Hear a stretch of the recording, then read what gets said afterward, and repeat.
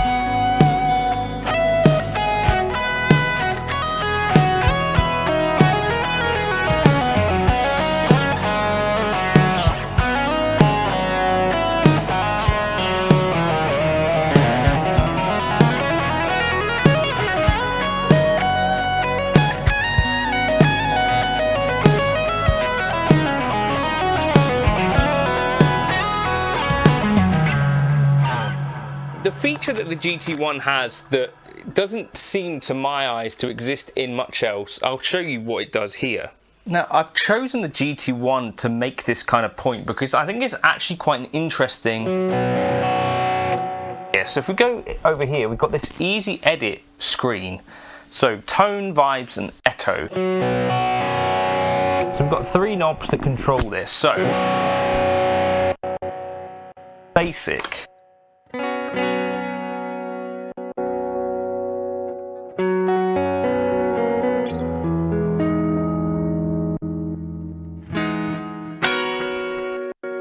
Crunch chord.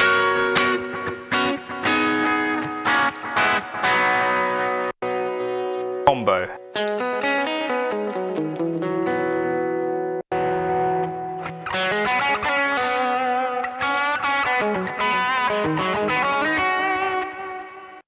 Overdrive.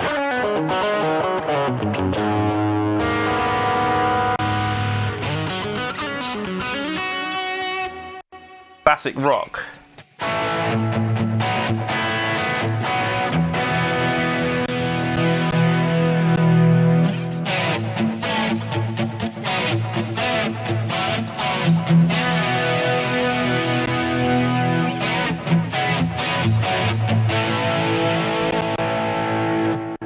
Like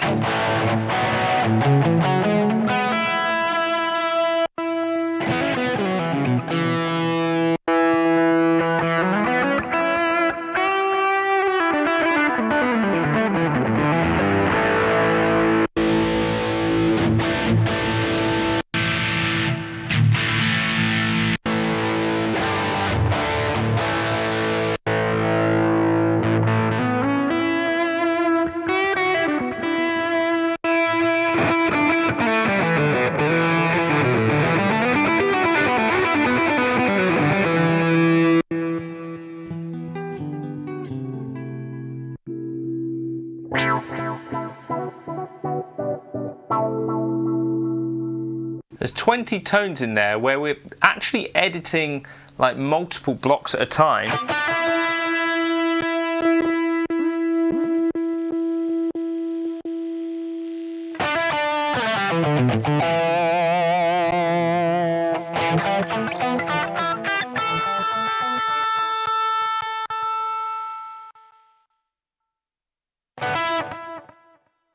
You know, we can then make our edits from that point onwards, but you see what I mean? Like, you're making choices like on a subpar modeler, obviously, but making choices that affect like big chunks of the signal chain, and actually are kind of getting away from this more derivative kind of idea of thinking like, well, I want something that's based on a Deluxe Reverb or whatever. Actually, does it matter what the tone is based on? I think over the decades of modelling, we kind of now got to the point where, well, maybe we could do things in the modelling world that you can't do in real life anyway.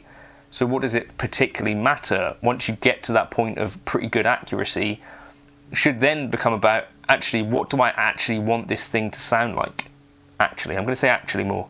Now, what we're doing with that particular menu in the GT1 is kind of getting away from thinking about gear in terms of just like a traditional sort of, right, you've got your drive pedal, you've got your amp choice, your cab choice, and actually I think getting towards somewhere where I think this might be more realistic and more useful for a lot of us guitarists to think about, particularly in a scenario where quite a lot of us, you know, won't have played through a real Plexi, won't have played through a Deluxe Reverb on 10, won't have played through a Fender Twin. Like, those types of lenses through which we're building tones are maybe not as relevant as they were when modeling first came about. So the kind of idea, I think, was that helps sell these devices, is that they can sound like these real pieces of gear that we may or may not have.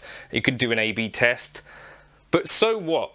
Beyond that point, I think we got to get to a stage where actually the reason that you use a modeling device in general is actually because it's easier to get the tone that you're looking for than having an amp behind you potentially. And this is something that I think there is a realistic way to get here. Not that I know it, but I think it kind of is possible, right? An amplifier is a fairly dumb object, like me.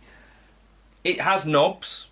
I've got just the one. This has 1, 2, 3, 4, 5, 6, 7, 8, 9.